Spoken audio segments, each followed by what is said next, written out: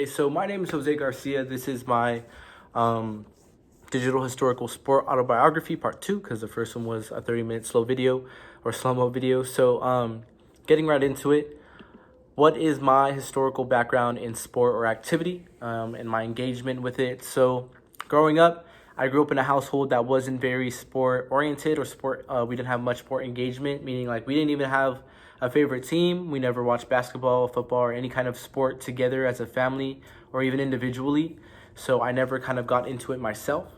And it wasn't until like a situation happened in middle school that led me to get involved in like combat sports like jiu-jitsu, and going into jiu-jitsu led me into high school, which led me into wrestling, and I still continue to participate in that activity today.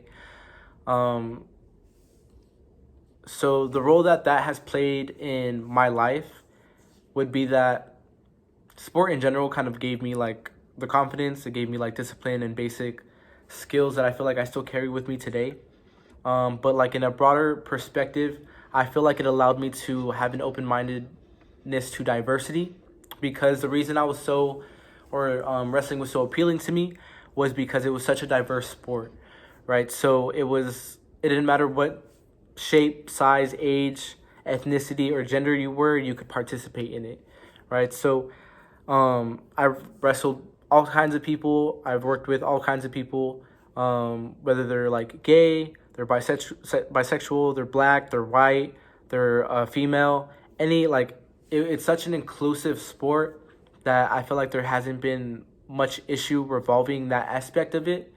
Um, and there hasn't been any social historical like conditions that haven't allowed me to participate because it's so diverse.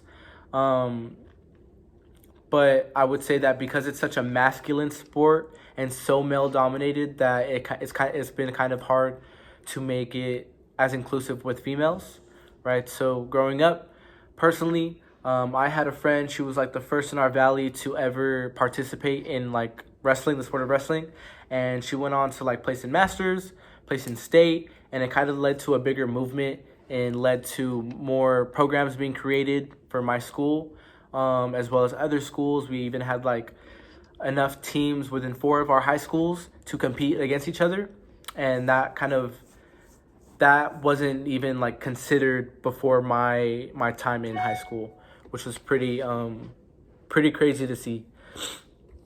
So there hasn't been any type of like conditions that haven't allowed me to play, but I would say because it's such a masculine sport that it allowed me to play rather than not allowed me to. Um, so yeah, so my personal background and my influence in my sport participation. So I feel like what influenced me to be inclusive in sport was to fit in.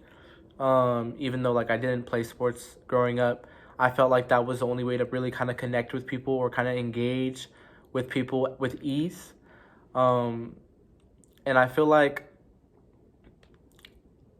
going further into that, like an issue that's happened recently was that, well, the issue that kind of revolves this topic in like a broader term or broader spectrum would be the inclusiveness of gender, and the issues regarding like transgender people, um, and their and dang and them being allowed to participate with the sex that they associate as, or the sex that they biologically are.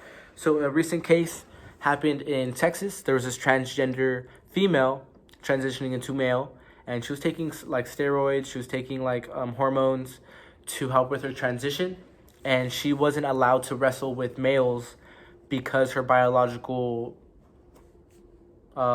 gender was female. So because of that, she went on to be 32-0 in her high school career. She went to nationals. She was a national champion. She didn't lose, and that kind of creates the conversation of, should women be allowed to compete with men, or should transgender men be allowed to compete with women?